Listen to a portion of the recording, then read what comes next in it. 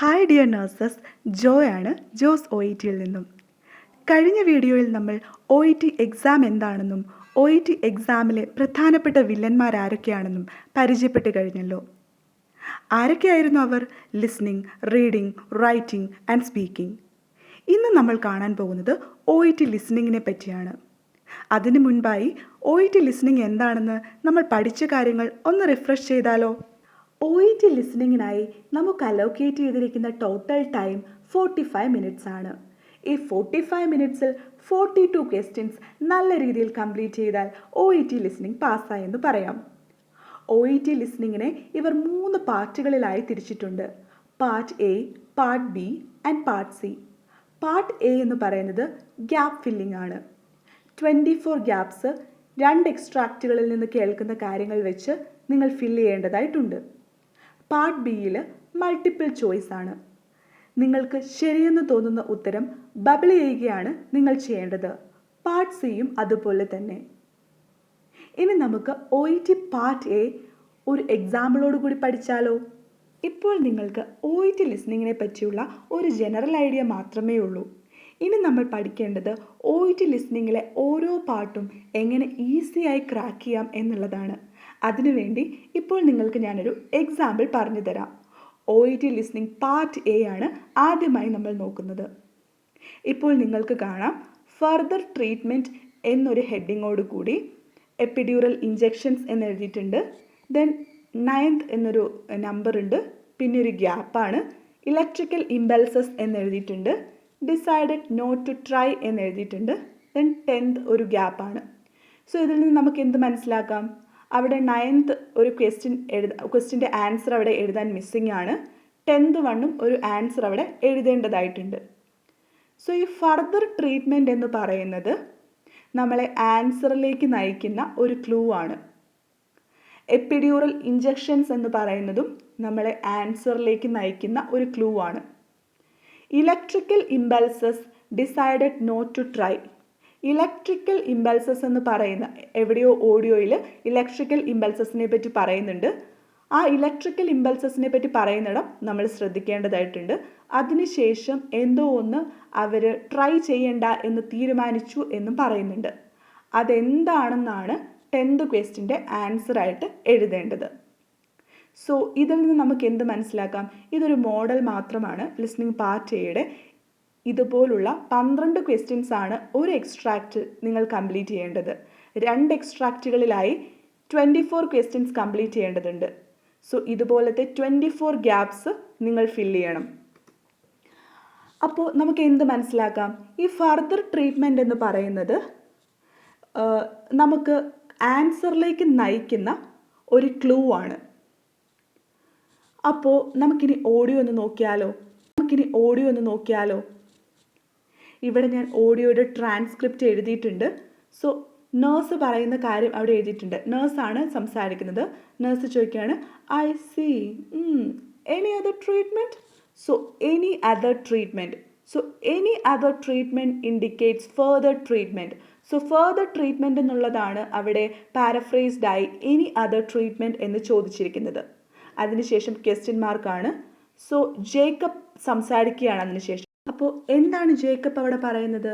I almost forgot there was this course of injections and I went for various other therapies like ultrasound and another one where they use like electrical impulses. So ഈ electrical ഇമ്പൾസസും അൾട്രാസൗണ്ടും അതുപോലുള്ള തെറാപ്പീസും ഒക്കെ ചെയ്യുന്ന സമയത്ത് ഞാൻ ഈ കോഴ്സ് ഓഫ് ഇഞ്ചെക്ഷൻസിൻ്റെ കാര്യം അങ്ങ് മറന്നുപോയായിരുന്നു എന്ന് പറയുകയാണ്. ജേക്കബ് പറയുകയാണ്. അപ്പോൾ നമുക്ക് എന്ത് മനസ്സിലായി? ദിസ് കോഴ്സ് ഓഫ് ഇഞ്ചെക്ഷൻസ് എന്ന് പറഞ്ഞ് നമ്മളെ അവർ തെറ്റിദ്ധരിപ്പിച്ചിരിക്കുകയാണ്. എപ്പിഡ്യൂറൽ ഇഞ്ചെക്ഷൻസ് എന്നവർ മെൻഷൻ ചെയ്തില്ല. പകരം അവർ ദിസ് കോഴ്സ് ഓഫ് ഇഞ്ചെക്ഷൻസ് എന്ന് പറഞ്ഞ് നമ്മളെ ഡീവിയേറ്റ് ചെയ്ത് വിട്ടു. So this course of injections ആണ് എപ്പിഡ്യൂറൽ ഇഞ്ചെക്ഷൻസ് എന്ന് മനസ്സിലാക്കിയാൽ മാത്രമാണ് നമുക്ക് 9th ക്വസ്റ്റ്യൻ്റെ ആൻസർ അൾട്രാസൗണ്ട് എന്ന് കറക്റ്റായി എഴുതാനായിട്ട് സാധിക്കുകയുള്ളൂ.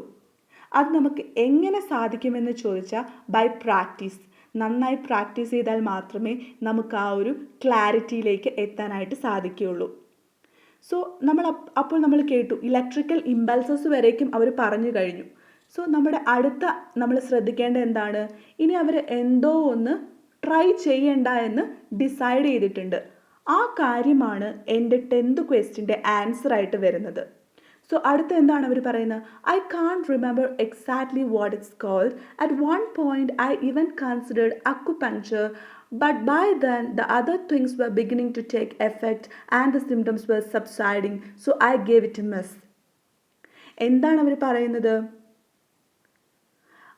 ഒരു പോയിന്റിൽ ഞാൻ അക്യുപങ്ക്ചർ വരേക്കും ഞാൻ ആരംഭിക്കുന്നതിനെ പറ്റി ആലോചിച്ചു.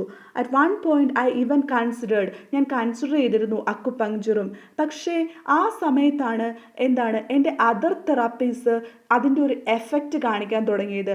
അങ്ങനെ എൻ്റെ സിംറ്റംസ് സബ്സൈഡ് ആവാൻ തുടങ്ങിയപ്പോൾ I gave it a miss. എന്ന് പറഞ്ഞാൽ I decided not to try. So ഞാൻ അക്യുപങ്ക്ചർ വേണ്ട എന്ന് വെച്ചു എന്നാണ് അതിൻ്റെ മീനിങ്. സോ അവിടെ നമ്മുടെ 10th ക്വസ്റ്റിൻ്റെ ആൻസർ എന്താണ്, അവർ decided not to try, acupuncture ആണ് decided not to try. So ഇങ്ങനെയാണ് ലിസ്ണിങ്ങിൻ്റെ പാർട്ട് എയുടെ ഓഡിയോ കേൾക്കുമ്പോൾ നിങ്ങൾ ആൻസർ ചെയ്യേണ്ടത്. നിങ്ങൾ വളരെ കെയർഫുള്ളായിട്ട് ശ്രദ്ധിച്ചിരുന്നാൽ മാത്രമാണ് നിങ്ങൾക്ക് OET listening part A easy ആയിട്ട് ക്രാക്ക് ചെയ്യാൻ പറ്റുള്ളൂ.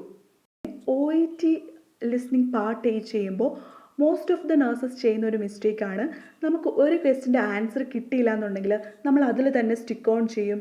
അങ്ങനെ കുറച്ച് സമയം പോകും, ബാക്കി ഓഡിയോ ഒന്നും നമ്മൾ കേൾക്കത്തില്ല. സോ അപ്പം നമ്മുടെ കുറേ ആൻസേഴ്സ്, നമുക്ക് കിട്ടാൻ സാധ്യതയുള്ള കുറച്ച് ആൻസേഴ്സ് മിസ്സാകും. അപ്പം നമ്മൾ പെട്ടെന്ന് പാനിക്കാകും, നമ്മൾ ടെൻസ്ഡ് ആകും.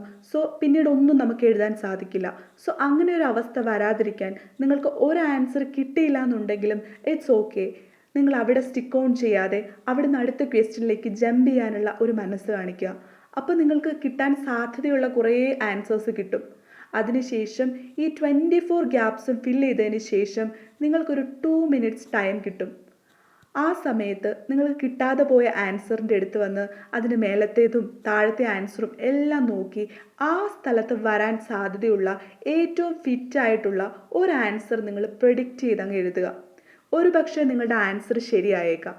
OET പാർട്ട് എയിൽ 24-ൽ നിങ്ങൾക്കൊരു 20 മാർക്സ് സ്കോർ ചെയ്യാൻ പറ്റിയാൽ പിന്നെ part B and C combine ചെയ്ത് നിങ്ങളൊരു 10 മാർക്സ് എടുത്താൽ നിങ്ങൾക്ക് ഈസി ആയിട്ട് ഈ മൊഡ്യൂൾ ക്രാക്ക് ചെയ്യാനായിട്ട് സാധിക്കും. സോ OET ലിസ്ണിങ്ങിൽ യൂഷ്വലായിട്ട് ചോദിക്കുന്ന മെഡിക്കേഷൻസ്, യൂഷ്വലായിട്ട് ചോദിക്കുന്ന ജോബ് റോൾസ് എല്ലാം നമ്മൾ നമ്മുടെ ഈ ചാനലിൽ കൂടെ ഷെയർ ചെയ്യുന്നുണ്ട്. അതൊക്കെ നിങ്ങൾക്ക് ഉപകാരപ്രദമാകും. അതെല്ലാം നിങ്ങൾ നോട്ട്സ് പ്രിപ്പയർ ചെയ്ത് എഴുതി വെച്ച് പഠിക്കുകയാണെങ്കിൽ most of the listening sub ടെസ്റ്റിൽ നിങ്ങൾക്ക് ഈ വാക്കുകളെല്ലാം റിപ്പീറ്റഡ് ആയിട്ട് വരുന്നതായിട്ട് കേൾക്കാൻ സാധിക്കും. സോ അത് നിങ്ങൾക്ക് വളരെ യൂസ്ഫുൾ ആയിരിക്കും. സോ അങ്ങനെയുള്ള കാര്യങ്ങളൊക്കെ ചെയ്യുക. അങ്ങനെ നിങ്ങളുടെ OET ലിസ്ണിംഗ് ഒരു സ്മാർട്ട് വർക്കിലൂടെ എല്ലാവർക്കും പാസ്സാവാനായിട്ട് സാധിക്കട്ടെ. All the best to you all and thank you so much for listening me.